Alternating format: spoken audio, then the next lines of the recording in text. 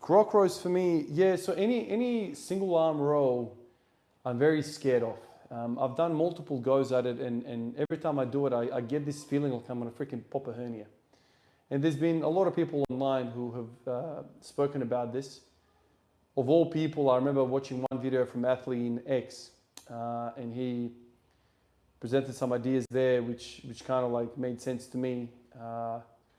So sports hernias, inguinal hernias, umbilical hernias, for some reason, are really prevalent when you're rowing. I think it's that rotation. I think it's because one side is contracting, the other one isn't as much, and there's this imbalance of core activation, and then and you're rowing heavy, and so I get this feeling, and me working in the industry that I work, I've seen lots of hernias, inguinal and umbilical. When you start to feel that sensation of tearing, ripping, like even the slightest sensation, you have to stop. Otherwise, you're going to rip through that abdominal wall and you're going to have yourself a hernia. And so there's only 2 exercises that have ever kind of given me that little sensation, and it's always in the right groin. And the first thing is the rows. I've tried, I've never really tried croc rows, but I've tried like single with arm on the bench, leg on the bench. I've tried, standing free and just rowing a dumbbell with my elbow on the knee.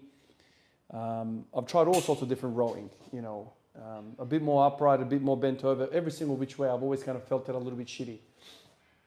So that gives me a shitty feeling, and also rack pulls. So each of those exercises that I've ever done, every time I kind of get that sensation, then I go down the trend of, okay, fuck, I have to do something about this core of mine because of this exercise.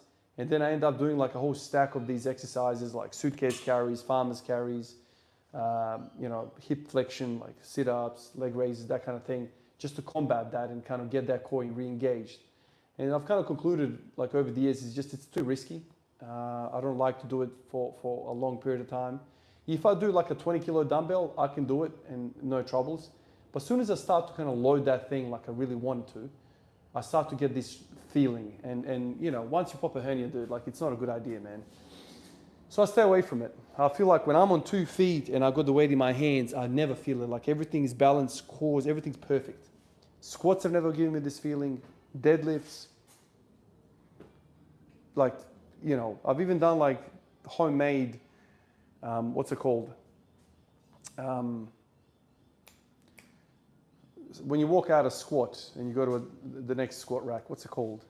Yoke walk? Yoke. I've done like a mini yoke where I had like the portable squat stands on one side and I'll walk through just to kind of overload the walking, that didn't give me a feeling. I've done lots of different things, but those 2 things always give me trouble. So I'll stay away from that single arm business.